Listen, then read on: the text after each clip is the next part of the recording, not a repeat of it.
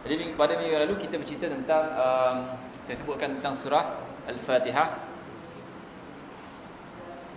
Yang mana kita bacakan surah Al-Fatihah ini tiap-tiap hari. Pada setiap rakaat kita bacakan surah Al-Fatihah. Kalau tak baca, sah atau tidak solat kita? Tidak sah. Kecuali bagi orang yang mungkin baru belajar ataupun mungkin yang baru memeluk Islam, yang dia tak tahu apa-apa. Jadi orang ini mungkin kita kata sembahyang ini sah. Jadi kalau golongan ataupun orang yang dah lama masuk Islam, dia mesti mempelajari sedikit demi sedikit sehinggalah bacaan Al-Fatihahnya menjadi lengkap. Jadi bila sebut tentang ibadat, kalau solat tidak diterima kecuali dengan kita baca surah Al-Fatihah. Kemudian kalau ibadat secara umumnya, kita ada banyak jenis ibadat. Apa ibadat lagi yang kita lakukan biasanya? Salat sunat, salat ataupun puasa, betul? Sama ada puasa fardu ataupun puasa sunat, dan banyak lagi lah ibadat yang kita lakukan. Jadi semua ibadat ini untuk diterima, dia mesti ada dua perkara. Kalau tak, ibadat tadi tak diterima. Kalau bahasa kita untuk buat satu benda, no money no talk, kan? Tak ada duit, jangan cakap. Kalau kita pergi kedai, tengoklah barang besar-besar, saya nak beli ni, saya nak beli ni, saya nak beli ni. Nak beli barang syaratnya mesti ada apa? Ada duit lah, kan? Jadi saya nak beli ni, saya nak beli ni, saya nak beli ni. Duit. Bila cakap duit je, alamak, okey tak ada duit. Jadi boleh tak bawa balik barang tu? Kalau kita ambil tanpa kebenaran, kemungkinan besar kita ni kena berlumbuk lah, kan? Ambil kau, ambil ni boleh, ambil TV tak boleh. Jadi begitu juga ibadat, untuk diterima oleh Allah Subhanahu Wa Taala mesti ada dua syarat. Dua syarat itu apa dia? Tahu apa? Untuk ibadat. Biasanya kalau kita niat tu last kali apa? Soli ke, nawaitu ke, last kali apa? Kerana Allah Ta'ala, kan? Lillahi Ta'ala. Kalau kita buat kerana manusia, maka ibadat tadi sah atau tidak. Jadi pertamanya kita kena ikhlas. Maksud ikhlas tu apa? Apa maksud ikhlas? Ada orang kata ikhlas ni buat kerja ataupun buat satu benda tanpa sebarang balasan. Itu ke ikhlas? Itu ikhlas ke tak? So ikhlas ni benda dalam hati yang kita tak nampak. Kita tak akan tahu orang tu ikhlas ataupun tidak. Mungkinlah muka dia kerut dia nak buat, nantilah masalah, kan?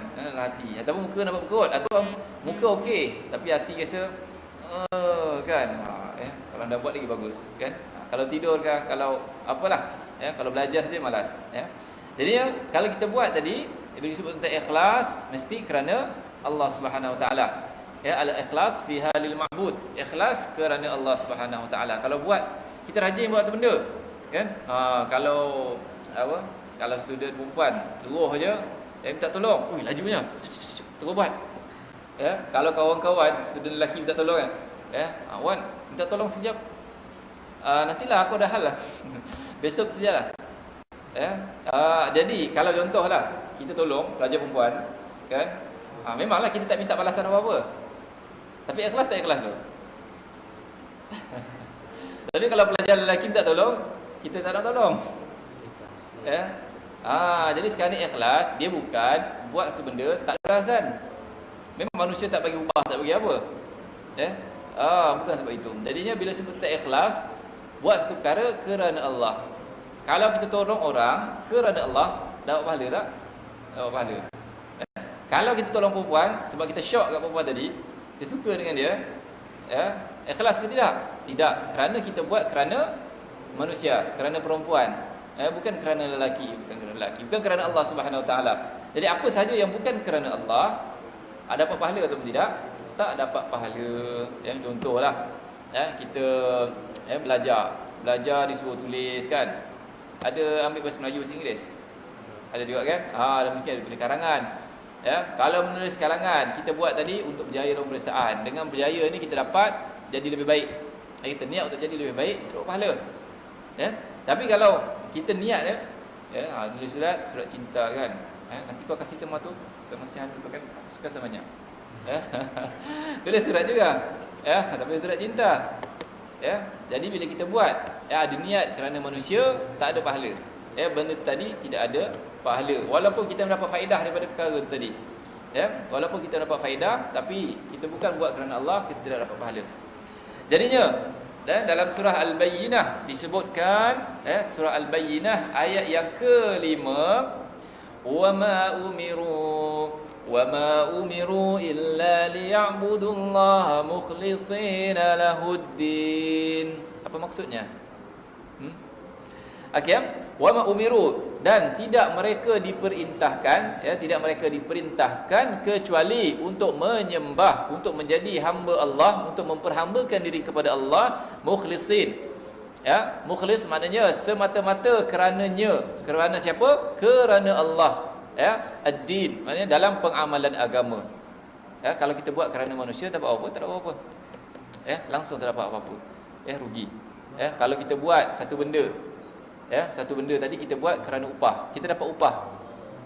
Tapi kalau kita buat tadi satu benda kerana Allah Taala, upah pun dapat, pahala pun dapat. Jadi contoh kita pergi ke masjid. Ramai orang pergi masjid. Macam mana kita nak pergi masjid dapat pahala? Ambil wuduk dari rumah. Mungkin ambil wuduk dari rumah memang dapat pahala.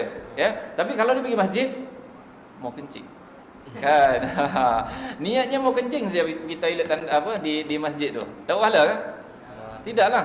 Tidak dapat pahala pergi masjid. Tapi kalau dia pergi masjid memang dia nak solat, dia nak baca Quran, dia nak beriktikaf, dia nak buat ibadat. Dapat pahala atau tidak? Dapat. Jadi dua benda yang serupa, walaupun orang tadi contohlah dia nak pergi sembahyang kan di masjid, kemudian pada masa yang sama dia pergi toilet. Kemudian dia duduk dalam masjid. Dapat pahala. Tapi kalau kita pergi masjid hanya sekadar nak pergi apa tu ataupun sekadar lalu saja. Oh, ini masjid besarnya. Cantik juga ni. Ambil gambar. Kan selfie lagi kan. Update terus. Terus kita update dalam Facebook. Tak ada apa pahala. Lagi satu, bila kita selfie ni apa tujuan? Bergambar bagus, boleh. Hukumnya harus. Cumanya apabila kita telah niat tu. Apa niat kita masa selfie tu? Nak menunjuk ke apa? Ada tak rasa macam berbuat apa orang kata dalam jiwa ni, mesti ni mau kena ambil gambar kan, mau kasih tunjuk betul. Itu hanya menunjuk-nunjuk betul. Menunjuk-nunjuk ni salah satu daripada riak. Jadi riak ni kita dapat pahala tak? Tak dapat pahala. Jadi bila tak dapat pahala dapat apa? Dapat dosa. Jadi bukan kita, jadi kena tengoklah. Ada yang buat tadi asal hukumnya adalah harus, tapi dengan niat tadi dia menjadi benda yang berbeza. Kemudian dalam surah Az-Zumar ayat yang ketiga, Allah Ta'ala menyebutkan ala lillahid dinul khalis. Ala lillah, ingatlah bahawa agama ini hanya untuk Allah. Maknanya ikhlas untuk Allah Subhanahu Wa Ta'ala. Tak boleh kerana yang lain. Kita buat ibadat tadi mesti hanya kerana Allah. Kalau kita buat ibadat kerana manusia, macam saya sebut tadi, tak dapat pahala lah. Bukan ibadat sahaja, apa-apa sahaja. Apa sahaja yang kita buat bukan kerana Allah, bukan kerana agama, bukan atas perintah Rasul, bukan atas sebab kita nak ikut Rasul, kita tidak akan dapat pahala. Jadi rugi sahaja. Datang masjid nak buat apa ni? Sekarang ni datang masjid kenapa? Disuruh datang, dipaksa datang. Kalau yang datang kerana terpaksa tu belum dapat pahala lagi. Pahalanya masih tergantung lagi. Kalau dapat pahala macam mana? Betulkan niat. Aku datang ni bukan kerana terpaksa, aku datang ni memang nak dengar. Aku datang memang duduk di rumah Allah, baru dapat pahala. Selagi dalam hati tu rasa alah kan, kalau nak datang nanti warden marah. Ada dipaksa datang sini? Tak ada lah. Harapnya tidak lah.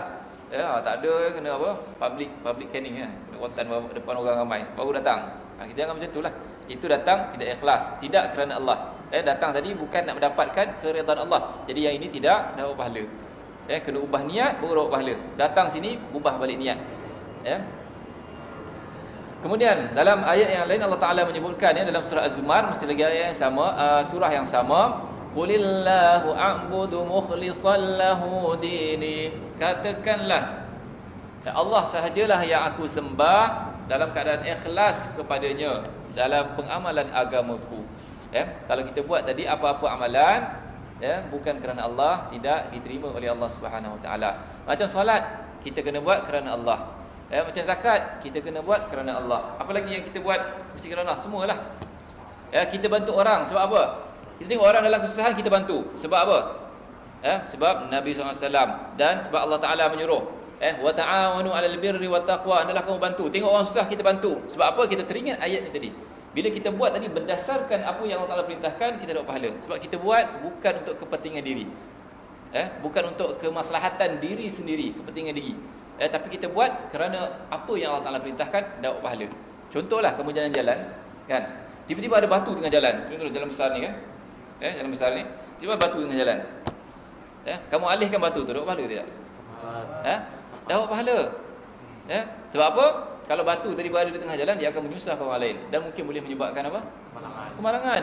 Jadi kalau kita angkat untuk kita nampak apa sajalah yang menghalang di jalan tu, kita teringat bahawa ada Rasulullah ataupun apa yang Allah Taala perintahkan, kita ingat, kita buat itu kerana Allah, kita dapat pahala. Tapi kalau kita buat, dah ada orang buat ni, kalau aku buat mesti aku famous ni, kan? Saya angkat tu saja, cik. Tadi aku baru mengalihkan batu di jalan. Ikhlas gitu? Tidak ikhlas. Sebab apa? Kita buat niat untuk menunjuk. Niat tadi menunjuk. Tapi kalau kita buat memang niat kerana Allah, kita alihkan benda tadi, kita dapat pahala. Jadi benda yang sama kita buat, satu dapat pahala, satu tak dapat pahala. Jadi nak yang mana? Pastinya kita nakkan yang mendapat pahala dan mendapat keridhaan Allah Subhanahu Wa Taala. Jadi sekarang ni bila belajar di sini, datang sini atas mak ayah suruh ke memang nak belajar? Mak ayah suruh. Kalau boleh janganlah macam tu, kita ubah niat. Niat tu kena ubah, sentiasa diubah. Kalau kita niat kita buruk saja, kita ubah balik niat supaya kita berada di jalan yang betul, di landasan yang betul. Kalau kereta api, kalau lah driver kereta api tu kata, alah asyik jalan atas jalan ni je, aku pindahlah jalan lain, boleh ke? Dia mau jalan atas tanah pula, mau jadi macam 4 wheel drive off road, kan? Boleh ke? Kalau kereta api, pemandu dia kata, kami tak nak ikut jalan yang lurus ni lah, kami nak ikut jalan off road, mau jalan dalam semak, boleh jalan ke kereta api? Apa jadi kalau dia mau off road? Habislah, gelincir, semua terbalik, depan terbalik, semua terbalik di belakang. Jadi macam tu juga kita ni, kita kena pastikan kita berada di jalan yang betul, barulah sampai. Kalau kereta api tadi tak berada atas jalan yang betul, sampai ke tak? Tak sampailah. Kemungkinan mati kat situ. Jadi lagi satu, amalan tadi kita mesti buat kerana Allah, dan satu lagi apa dia? Kita dah buat satu tadi kerana Allah. Memang Allah Taala perintahkan. Dan lagi satu apa lagi syarat untuk satu benda tadi diterima dan dapat pahala? Ikhlas. Ikhlas dah tadi. Dia ada 2 syarat untuk amalan tadi diterima. Dia mesti mengikut apa yang ditunjukkan oleh Nabi. Kalau amalan tadi kita dah niat ikhlas, tapi Nabi suruh buat lain, kita buat lain, dia tak sah. Nabi suruh sembahyang maghrib 3 rakaat. Hari ni aku iman lebih, aku mau sembahyang maghrib 5 rakaat. Allahu Akbar. Sah ke tak sah? Sah ke tak sah? Niat bagus sudah ni, mau menambah iman lebih ni. Hari ni iman macam melimpah-limpah. Kalau macam air tu kan, sudah penuh melimpah, macam tu iman. Menggelegak dah iman. Orang kata iman dia semangat berkobar-kobar. Dia nak sembahyang 5 rakaat hari ni. Sah tak sah? Tak sah. Sebab Nabi ajarkan kalau sembahyang maghrib berapa rakaat? 3 rakaat. Sebab Nabi dah sebut dah, sallu kama raaitumuni usalli. Sembahyanglah kamu sebagaimana kamu lihat aku sembahyang. Betul? Jadinya kita dah tahu dah, bilangan-bilangan tu tak boleh suka hati nak ubah. Jadi niat tu dah betul kerana Allah, tapi cara kena betul juga. Kalau cara salah, dia tak akan jadi betul. Jadi kalau cara kita ikut suka hati kita, suka hati akulah, aku punya solat, suka hati akulah, aku nak sembahyang berapa rakaat maghrib, tak boleh. Jadi solat tadi akan tertolak. Dalam surah Al-Hasyr ayat yang ke-7, Allah Taala menyebut, "Wa ma ataakumur rasulu fakhudhuhu wa ma nahakum anhu fantahu." Apa yang Rasul datangkan, hendaklah kamu ambil, dan apa yang Rasul larang kamu, hendaklah kamu tinggalkan. Okey, sekarang ni antara 2 benda. Pertama, satu ada suruhan, satu ada larangan. Yang mana lebih utama untuk kita dekati, untuk kita buat? Menjauhi larangan ataupun membuat perkara yang disuruh? Perintah. Yang mana lebih utama? Kita ada 2 perkara ni. Satu, berbuat perkara yang diperintahkan. Kedua, meninggalkan perkara maksiat. Yang mana lebih utama untuk kita buat? Ada 2. Ha? Mana lebih utama? Ya, satu Allah Taala contohlah ya, Allah Taala suruh solat, suruh zakat. Satu lagi Allah Taala kata jangan mencuri, jangan berzina, jangan minum arak. Ya. Jadi yang mana lebih utama untuk kita lakukan? Meninggalkan larangan ataupun melakukan perintah? Ha? Memang dua-dua, tapi yang paling utama, lebih utama. Ha? Sekarang ni kita kena meninggalkan larangan. Ya. Sebab kalau perintah, ya, kalau perintah, contohlah solat, kita dah mampu solat hari tu. Contohnya, orang yang macam mana tak mampu solat? Dia koma betul. Dia belum noktah, koma baru. Kan? Kalau noktah habis dah, ya. Ya, full stop, bahasa Inggeris full stop, habis. Dia koma baru, koma. Kalau dalam ayat tu koma tu mana ayat ada boleh sambung lagi betul. Kan? Dia koma baru, Jadi orang yang koma dia sedar tak sedar? Jadi, jadi sekarang dia tak perlu solat. Sebab apa dia tak sedar betul. Ataupun orang yang sakit, dia sedang sakit, dia tak boleh berdiri. Dan nak sembahyang, dia tak boleh berdiri, dia boleh sembahyang duduk. Sepatutnya dia kena sembahyang diri, tapi dia tak boleh, dia kena sembahyang duduk. Jadi kalau yang melibatkan ketaatan, dia ada kelonggaran. Kalau yang bermusafir, dia boleh mengkasarkan salat. Kalau sekarang kita nak kasarkan salat jadi 2 rakaat, Isyak jadi 2 rakaat, boleh? Tak boleh, sebab kita tidak musafir. Jadi golongan yang musafir, bila menyebut, saya sebut tentang perkara-perkara yang melibatkan ketaatan, kita mesti lakukan walau dalam keadaan macam mana sekalipun. Memang kena lakukan, tetapi dia mengikut kesesuaian diri kita.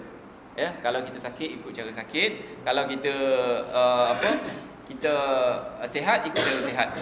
Kalau memang berbaring saja tak boleh bangun. Pernah tengok orang yang berbaring saja tak boleh bangun. Biasa orang sakit apa? Sakit kaki. Sakit kaki boleh duduk kan. Dia stroke lah, stroke. Mungkin separuh badan ataupun seluruh badan. Dia tak boleh bergerak. Yang dia boleh gerak mungkin mulut dia sikit, dia bercakap sikit. Ataupun mata dia boleh gerak. Pakcik faham apa saya cakap? Kalau faham, klip 2 kali. Kalau tak faham, klip sekali. Kan, macam itulah. Dia cakap macam tu saja. Jadi, dia nak solat, tangan tak boleh gerak. Dia kena solat guna isyarat mata. Kena solat juga, tapi mengikut keadaan dia. Maknanya patutnya berdiri tapi tak mampu begini sehinggalah dia baring. Kalau tak mampu juga, tak boleh gerak dalam mata tu, kan? Tak boleh buka mata dia, tak bergerak langsung. Kita tanam je lah. Dia dah mati dia tu. Kan? Okey, jadi kalau melibatkan maksiat, kalau kita pertama, kita sihat, boleh buat maksiat tak? Tak boleh kan? Kalau kita sakit, boleh buat maksiat juga ke? Tak boleh. Kalau kita terbaring saja, boleh buat maksiat juga ke? Tak boleh. Maksiat tu tak ada kata-kata, kalau kau sakit, kau sihat kau tak boleh buat. Kalau kau sakit, bolehlah separuh. Kalau kau terbaring saja, kau boleh buat banyak sikit, 70%. Dan kalau kau mata saja bergerak, kau boleh buat maksiat. Ada macam tu? Tak ada. Jadi maksiat ini maknanya dia tak ada turun sikit. Dia punya darjah, orang kata larangan tu tetap 100%. Mana kita tak boleh nak lakukan walaupun sedikit, walaupun dalam keadaan macam mana sekalipun. Kalau tak sengaja itu lain cerita. Terambil siapa orang contohnya. Kita nak balik rumah, nak cepat. Tengok macam serupa je. Bila dah sampai rumah tengok ini siapa punya selipar ni? Siapa punya sandal? Tiba-tiba orang lain punya. Jadi bila dah sedar tu kena pulangkan baliklah. Pergi masjid, pulangkan balik. Kalau tak jumpa selipar kita, kita kena balik rumah kaki tak pakai apa-apa lah kan. Takkan nak ambil kaki ayam. Istilah kita kaki ayam lah. Kesian ayam tak ada kena-mena pun dia. Sebab orang kita dipanggil kaki ayam sebab ayam tu dia tak ada kasut. Dia tak nampak macam kasut. Tapi kalau kambing kan dia ada dia punya apa nama tu? Dia punya tapak tu kan. Tapak macam 2 tu, kambing, lembu, semua ada macam tapak je. Macam ada kasut lah. Kalau ayam sebutkan kaki ayam. Jadi bila sebut tentang maksiat, tak boleh buat apa-apa. Satu pun tak boleh. Sedikit pun tak boleh. Lagilah banyak. Ambil duit orang. Boleh ke nak ambil? Alah 10 sen je. 10 sen tetap salah. Alah 1 sen je pun tetap salah. 0.001 sen pun tetap salah. Banyak ataupun sedikit dia tetap salah. Jadi perkara maksiat kita mesti hindari dulu. Itu paling utama. Berbanding perkara yang ibadat. Kita mesti elakkan maksiat. Ibadat kalau dia ikut kemampuan. Jadi maksiat dia tak diikut kemampuan. Kalau maksiat, kalau kau mampu curi banyak, kau curi banyaklah. Kalau kau mampu curi sikit, kau curi sikit lah. Tak boleh. Ya, memang kata 100% tak boleh. Ya, sampai bila-bila pun hukumnya macam tu. Tak boleh nak ubah. Ya. Jadinya, saya sebutkan, kalau ada kemaksiatan, kita wajib. Ya, kemaksiatan ni biar zero. Ya. Kalau berkaitan dengan ibadat, kita kena lakukan ibadat tadi walaupun keadaannya 75%, 75%, 50% ataupun 10%. Macam saya sebut tadi. Ya, kalau solat 100%-nya kena berdiri. Ya, kalau kurang sikit mungkin dia duduk. Ya, kalau baring sikit mungkin dalam keadaan kurang lagi. Ya, tapi mesti lakukan juga. Ya. Kemudian dalam surah An-Nisa, Allah Ta'ala menyebutkan, surah An-Nisa ayat yang ke-65, فَلَا وَرَبِّكَ لَا يُؤْمِنُونَ حَتَّى يُحَكِّمُوكَ فِي مَا شَجَرَ بَيْنَهُمْ ثُمَّ لَا يَجِدُوا فِي أَنفُسِهِمْ حَرَجًا مِمَّا قَضَيْتَ وَيُسَلِّمُوا تَسْلِيمًا. فَلَا وَرَبِّكَ, ya, maka tidak, demi Tuhan kau, la yu'minun, mereka tidak dikatakan beriman sehingga mereka menjadikan engkau sebagai hakim. Ya, dalam apa yang mereka perselisihkan. Kemudian mereka tidak mendapati dalam diri mereka apa-apa untuk menerima apa yang telah diputuskan oleh engkau. Wa yusallimu taslima, dan mereka menerima dalam keadaan benar-benar, orang kata menerima. Ya, mereka betul-betul redha dengan apa yang diputuskan oleh Rasul. Jadi sekarang ni, kalau kita ada bergaduh, kita kena tengok. Kalau perkara itu memang melibatkan ada hukum hakam dari sudut agama, kita kena tengok dari sudut agama. Ya. Jadi kita kena, kalau dari sudut agama ni, masalahnya kita nak tengok dari mana dulu? Mesti daripada Al-Quran dan As-Sunnah. Itu dua saja. Ya, kita kena jadikan Quran dan Sunnah itu sebagai hakim. Dia yang menentukan boleh ke tak boleh. Contohlah orang kata nak minum arak lah. Kan? Saya ni menolak lah. Ya? Jadi nak kata boleh tak boleh? Nak kata boleh ke tak boleh? Jadi kalau kita nak kata tak boleh pun, kita mesti menjadikan Al-Quran dan Sunnah ni sebagai hakim. Al-Quran kata apa? Innamal khamru wal maisir wal ansab wal azlam min amali syaitan. Sungguhnya arak dan yang lain lagi adalah daripada amalan syaitan. Bila sebut amalan syaitan, ia satu perkara yang kita tak boleh lakukan. Jadi Al-Quran kata arak merupakan amalan syaitan. Al-Quran juga menyebut bahawa syaitan ni adalah musuh kita. Jadi ia adalah satu perkara yang mesti ditinggalkan. Jadi kita jadikan Al-Quran ni sebagai hakim. Al-Quran kata tak boleh, kita kata thumma la yajidu fi anfusihim haraja. Dia bila dia terima saja Al-Quran kata begini, dia merasa tenang. Dia tak ada rasa apa-apa. Dia tak ada rasa, alah kenapa Quran kata cakap macam ni? Kenapa? Tak boleh ke haramkan benda lain? Banyak lagi benda-benda yang tak elok. Kenapa haramkan benda Arab? Kalau masih ada persoalan-persoalan, dia mempertikaikan ni, maka orang ini tidak dianggap sebagai beriman. La yu'minun, mereka tidak dianggap beriman. Tapi kalau kita tengok Al-Quran kata begini, Al-Quran mengharamkan arak, kita redha, terima. Kemudian Al-Quran mengharamkan kita makan babi, kita terima, redha. Al-Quran mengharamkan kita mendekati zina, kita terima. Kita tak ada mempertikaikan kenapa dan kenapa. Kita dah menjadikan Al-Quran itu sebagai hakim yang memutuskan suatu perintah. Macam di mahkamah lah. Hakim kata begini, kita redha, terima. Anda di penjara 5 tahun. Tek. Kan? Kita redha, kita ada aku tak nak. Kita redha je kan, kena tangkap. Muka tutup malu. Kena tangkap. Time mencuri tak ingat.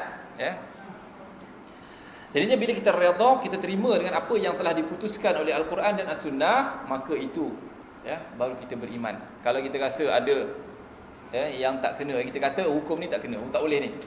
Al-Quran kata jangan berzina. Zaman sekarang tak boleh ni. Zaman sekarang kita bebas. Orang kata liberal, bebas. Kan kita merdeka. Merdeka kan boleh buat apa sahaja. Betul ke merdeka boleh buat apa sahaja? Tak boleh tak. Kita ada peraturan-peraturan yang kita kena ikut. Kita pergi rumah orang pun kita boleh nak masuk tu dalam bilik dia. Masuk dalam bilik tidur, kita buka peti ais, kita minum air kat rumah orang tu. Tak ada. Kalau kita pergi berhari raya bersama, betul? Kita duduk ruang apa? Ruang tamu saja. Sebab itu namanya ruang tamu, untuk tetamu, bukannya masuk bilik kan. Masuk bilik baring lagi pasang konten kan. Kita buat rumah sendiri suka hati. Dia tuan rumah pun marah. Ya, jadinya Allah Taala dah tetapkan sesuatu perkara, kita terima dan redha dengan ketentuan tadi, ya, apa yang Allah Taala telah tetapkan. Kemudian satu perkara dalam hadis pula Nabi sallallahu alaihi wasallam menyebut, man ahdatha fi amrina hadza ma laysa minhu fa huwa rad. Barang siapa yang mendatangkan satu perkara yang baru dalam urusan agama, maksudnya dari sudut ibadat. Ya, dalam urusan agama, ya, dari sudut ibadat maksudnya di sini. Ya, maka ya, apa yang bukan daripada agama, maka amalan tadi tertolak. Ada tak benda-benda agama yang kita datangkan macam bentuk agama yang baru sekarang ni? Ada tak? Benda-benda yang dah menjadi sebahagian kehidupan kita, kita anggap sebagai agama, tapi bukan. Agama tak pernah kata macam tu. Rasa-rasa ada tak? Ha?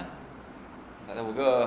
Ya, contoh, ya, kalau zaman dahulu negara Malaysia, ya, kalau kita lihat zaman, ya, kalau belajar sejarah Malaysia, siapakah yang membuka Malaysia? Yang paling-paling awal, ada tidur bawah pokok Melaka, kemudian dinamakan negeri ni Melaka, kemudian ya, dia pergi apa, ada Singapura, singa ini berpura-pura jadi namanya Singapura, kan. Jadinya siapa? Paris Mawala, betul? Itu kerajaan Sriwijaya. Nama tu macam ada Hindu-Hindu, betul? Kan? Jadi Malaysia tanah Melayu lah, Borneo lebih kepada banyak animisme lah, kepercayaan kepada alam sekeliling ni, ya. Kemudian di Indonesia pun sama juga, ya. Banyak apa nama ni, dia macam apa nama, tempat ibadat zaman-zaman dulu Hindu, ya. Kalau Bali banyak orang sana orang Hindu, walaupun mereka pakai songkok macam saya, songkok macam tu, songkok hitam, kan. Tapi mereka bukan Islam, mereka Hindu, ya. Muka macam saya ni, macam anda semua, kan, sawo matang, ya. Jadinya bukan Melayu, ya. Orang kata bukan Islam, Hindu. Mereka Melayu tapi Hindu, ya. Asal Malaysia ni tanah Melayu, Hindu, ya. Jadinya bila kita lihat dari sudut itu, banyak amalan-amalan daripada agama lain, ya, masuk ke dalam kehidupan kita. Contohnya apa yang masih ada lagi? Kalau orang berkahwin, dia mesti ada bersanding, betul? Bersanding mesti ada. Ke ada bagi tempat tak ada bersanding? Ada tak ada? Tak ada, kan? Setakat ni kalau bagi mesti ada bersanding, betul? Ya, kalau yang di dewan tu, yang di atas pentas tu, pengantin lelaki, pengantin perempuan, kita ni atas, kita simbah, kan? Simbah, kan? Simbah apa nama lah, bukan simbah lah, renjis, ya? Yang lembut sikit, namanya renjis. Jadinya itu antara amalan yang bukan daripada amalan agama, ya? Kalau kita lihat, kalau agama Hindu, mereka dah kahwin, ya, mereka akan pusing keliling api, ya, mereka akan pusing keliling api. Sebab api ni adalah dewa, ya, mereka mengatakan ini adalah dewa api, ya, yang akan merestui perkahwinan mereka, ya. Jadi mereka apa nama ni, buat demikian. Kemudian mereka duduklah di atas macam kita buat hari ni, bersanding di atas pelamin, ya. Jadi kita ikut, masih lagi pada hari ni, betul, ya? Dan kita anggap benda tu kalau kahwin je mesti buat, betul tak betul? Kita akan rasa janggal kalau ada kenduri kahwin orang tak duduk atas pelamin, betul tak? Mesti ada punya lah, orang akan buat pelamin, walaupun pelamin tu ada yang harganya sekarang ni berapa kosnya, tahu kan? Ada yang 500, kalau dulu dah 500, sekarang ni dah 1000, 1000 lebih lah sekarang ni pelamin je tu, jadi membazir tak membazir? Padahal benda tu ada dalam agama tak? Agama suruh ke macam tu? Tak. Dia seeloknya, kan, kalau yang berkahwin tu pengantin lelaki, tetamu datang dia yang sambut. Tetamu datang dia yang sambut. Ni tak pengantin lelaki dalam, ya, kalau istilah kita raja sehari, ya, raja sehari. Tapi bukan begitulah. Jadi banyak perkara yang bukan daripada agama, tapi kita katakan itu sebahagian daripada agama, itu salah. Kalau kita kata cuma sekadar adat, ya, adat tak jadi masalah. Ya, kalau kita adat, tapi ada tak unsur-unsur, ya, unsur-unsur agama lain yang kita bawa? Kalau kita rasa ada, maka tak boleh, ya. Dan lagi satu, ya, kalau nak menunjuk, boleh ke tak boleh? Pun tak boleh, ya. Kalau kita nak menayang, pun tak boleh. Jadi banyak benda-benda yang mesti kita hindari, supaya perkahwinan tadi menjadi halal. Kemudian ada perkara lagi yang kita lakukan yang benda tu bukan daripada agama. Contohnya benda-benda yang kita lakukan, apa lagi? Ada tak benda yang kita buat yang bukan daripada agama? Contohnya, ada orang masih beranggapan bahawa setiap bulan Ramadan roh akan balik rumah. Bulan Ramadan roh, contoh bapak dia nak meninggal, atuk dia meninggal, roh tu akan balik rumah. Dan dia akan sediakan makan. Dia kata roh lapar. Betul tak? Yang lapar ni kita ni, yang ada bone and flesh, kan, yang ada tulang, darah, daging ni. Ini yang lapar. Kalau ada roh tak memerlukan makanan. Bila benda tu, mereka kata kena buat kenduri. Kenduri berapa hari, supaya roh tadi akan balik, dia akan makan. Ataupun bulan Ramadan pun sama juga. Ataupun hari raya kena berziarah kubur, wajib. Bukan kalau hari lain, roh tadi tiada. Kalau kita datang hari raya, roh tu ada di kubur. Kalau hari lain kita pergi, tak ada orang tu. Kalau ketuk-ketuk, macam ketuk rumah kosong lah. Kalau datang hari raya, macam kita datang, ketuk-ketuk Assalamualaikum, dia jawab Waalaikumsalam. Tapi dia tak boleh jawab masuklah. Kan, kena tanam lah semua tu. Jadinya ada tak ada orang yang buat macam tu? Hari raya pergi kubur. Siapa pergi? Pergi mengaku. I'tikad macam tu. Kalau i'tikad begitu salah. Nak ziarah kubur, ziarahlah, tak jadi masalah. Rasulullah pun suruh kita ziarah kubur. Tapi kalau kita kata ziarah kubur, menyatakan bahawa arwah ataupun roh mati sedang menunggu kita, itu salah. Jadi amalan-amalan yang sedemikian dia tertolak, sebab Islam tak pernah kata demikian. Ini banyaklah sebenarnya orang-orang lama, orang-orang apa, orang tua lah. Biasa kalau ikut mama ayah kita, atuk nenek kita, memang dia cakap macam tu. Pernah dengar tak ni? Macam tak tahu mesti ni. Macam nak tahu? Betul? Tak pernah dengar. Nanti tanyalah. Kalau ada dia cakap kalau hari raya tu pergi kubur kerana sebabnya begini-begini, jangan kamu ikut. Tak ada. Sepatutnya hari raya, kalau di negara Arab, hari raya ni mereka berehat. Pada malam raya mereka dah bertunggu rumah dah, bertakbir. Sepanjang malam tu mereka takbir, sampailah pagi. Kemudian bila pagi tu mereka mengantuk. Bila mengantuk, tidurlah. Bila habis sembahyang raya, balik rumah, tidur. Itu kerja. Itu yang Arab buatlah. Tapi kalau kita nak ziarah, tak ada masalah. Ziarah boleh tiap-tiap tahun. Kalau sekarang ni ada orang, siapa-siapa mau buat open house, jemput saja, saya datang insya-Allah. Kan? Jadi open house bukan hari raya sahaja. Open house tiap-tiap hari. Kalau open house tiap-tiap hari, tak ada masalah. Bukan hari raya sahaja.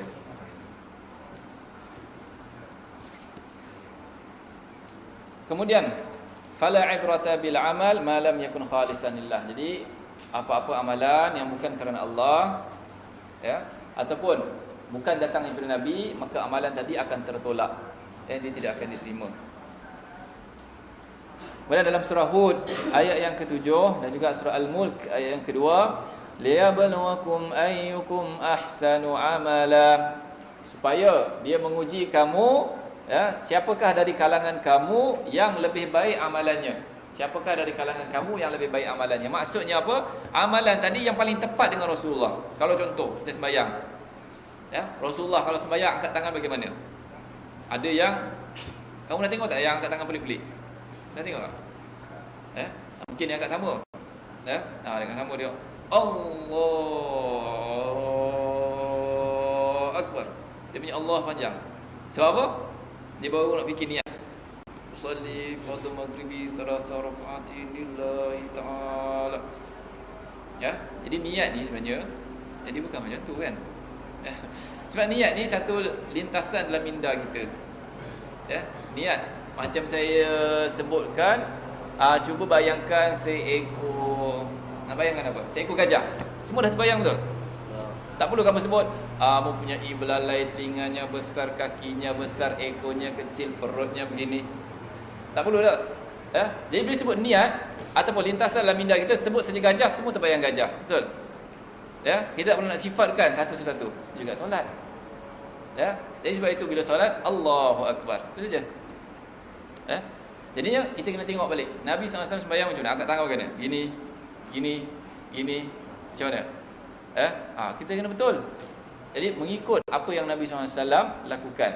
Jadi kalau boleh kita lakukan sehampir-hampir mungkin yang boleh dengan apa yang Nabi lakukan. barulah kita dapat pahala sama. Kita berusaha untuk sama dengan apa yang Nabi lakukan. Kalau kita buat, kenapa kau angkat tangan? Orang sebelah angkat tangan. Kemudian ada pula yang angkat tangan, sami Allahu liman hamidah. Betul tak? Adakah begini? Pernah tengok tak? Pernah kan? Jadi daripada mana datang ini? Sami Allahu liman hamidah. Begini ke begini? Confuse kan? Yang betulnya bagaimana? Begini ke begini? Jadinya itulah. Sebab orang tak belajar, dan bila dibuat dia salah, bila salah, jadi benda ni salah lah, tak diterima. Jadi kalau kita dapat pahala sunat tadi, pahala sunat kita kena buat mengikut apa yang Nabi SAW lakukan. Sama ada kita angkat tangan contohnya, paras dengan telinga, bukan suruh sentuh telinga. Sebab ada orang bila faham paras telinga, maksud paras telinga apa? Setentanglah dengan telinga, bukannya suruh sentuh dengan telinga. Kalau kau baca kitab fiqh pun sila sentuh telinga, tak ada. Kan? Kalau yang tak faham pula baca, sila sentuh telinga, kan? Bukan sila sentuh telinga, tak. Separas. Separas dengan telinga, setentang dengan telinga. Ataupun begini, separas dengan bahu. Separas dengan bahu ataupun separas dengan telinga. Bukan suruh sentuh telinga, kan? Kering-kering kan. Main-main telinga lagi. Kita kena betul. Kemudian kita semualah, dari berdirinya, bagaimana sahabat-sahabat Nabi berdiri ketika solat, tahu? Solat V ke apa kakinya tu? Lurus. Kami apa? Kawan? Lurus. Kan? Tangan, kaki setentang dengan ni, dengan bahu. Bukan kamu sini. Kan? Kawan-kawan lebih. Nak ambil apa ni? Nanti senang nak ambil lap kan? Side. Kan? Nak sengit kan? Nak tahiyat kan? Kau nak macam tu. Kan? Kita sembahyang kena betul. Jadi bila semua benda yang kita buat tadi betul, mengikut apa yang Nabi lakukan ataupun para sahabat tunjukkan, maka itu barulah dapat pahala sunat tadi. Kalau tak kita buat, tak ada apa-apa. Memang sembahyang tadi kita dah buat semua rukun, sempurna dah. Rukun tu kita buat. Tapi benda-benda sunat ni kadang-kadang kita tak buat ikut bagaimana Nabi lakukan. Jadi benda-benda sunat ni tak dapat pahala.